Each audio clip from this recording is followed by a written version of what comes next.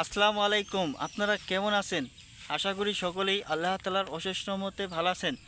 তো আজকে আপনারা স্ক্রিনের মধ্যে একটি গাছ দেখতে পাচ্ছেন। তো মূলত এই গাছটি দেখে কিন্তু অনেকেরই চেনার কথা। তারপরও যারা চেনেন না অবশ্যই ভিডিওটি আপনারা সম্পূর্ণ দেখবেন। তো যে গাছটি আপনারা দেখতে পাচ্ছেন এটি একটি মরিচ গাছের চারা। তো এই চারা মরিচ গাছে কিন্তু মরিচ এসে গেছে। তো মরিচগুলো কিন্তু এখনও ছোটো। তো বন্ধুরা ছোটো হলেও ধীরে ধীরে ইনশাল্লাহ বড় হয়ে যাবে। তো বন্ধুরা, আমি যে মরিচ গাছটি দেখাচ্ছি সেটি হচ্ছে দেশীয় জাতের মরিচ গাছ। তো আমরা সকলেই জানি যে বন্ধুরা, দেশীয় জাতের যে মরিচগুলো রয়েছে সেগুলোর মধ্যে ঝাল বেশি। তো বন্ধুরা, মরিচের মধ্যে যত ঝাল বেশি থাকবে তত বন্ধুরা রান্নাকে সুস্বাদু বাড়াতে সহায়তা করবে।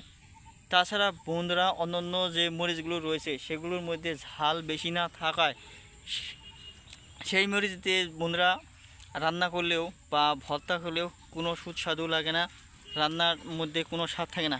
তো প্রিয় ভাই বন্ধুরা, আবার অনেকে রয়েছেন যে বাড়িতে মরিচ গাছের চারা রোপণ করে নেন নাই, কিংবা জমিতে মরিচ গাছের চারা রোপণ করেননি। তো তারা অবশ্যই বাড়িতে কিংবা জমিতে কি করবেন, কয়েকটি মরিচ গাছের চারা রোপণ করে নিন, ভালো মানের ভালো জাতের।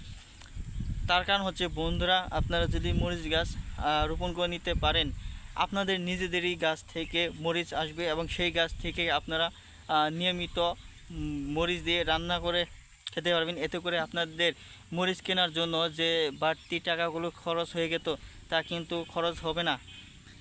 তো প্রিয় ভাই বন্ধুরা, মরিচ গাছের চারা অবশ্যই আপনারা কি করবেন, হাট কিংবা বাজার থেকে সংগ্রহ করে নেবেন, কিংবা যদি আপনাদের ইচ্ছা থাকে গ্রামগঞ্জ থেকে সংগ্রহ করে নেবেন, তো আপনারা গ্রামগঞ্জেও চলে আসতে পারেন। অবশ্যই গ্রামগঞ্জের কৃষকদের কাছে ভালো উন্নত মানের জাতের মরিচ গাছের যে বীজ সেগুলো রয়েছে। ধন্যবাদ আপনাদেরকে।